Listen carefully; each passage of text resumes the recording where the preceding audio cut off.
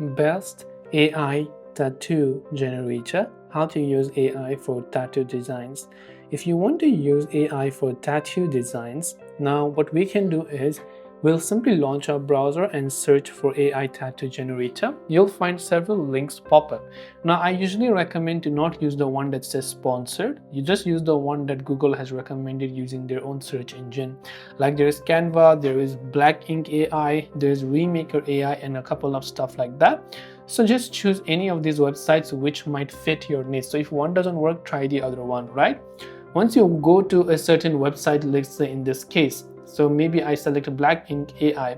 Here I can choose the text that I want, right? So I can just hit the text like this, and once I've added the text, I can choose what type of, let's say, tattoo I want to create, and once then I can hit the create button. So let me just go ahead and then type in a certain random text in this case. Once I've done that, I'll tap the create button. It will generate a tattoo based on what I have written over here, and given the prompts that I made, it will might take some time to fetch the data and convert it into a tattoo, but after that you should be able to see that we've successfully created a tattoo using our prompts.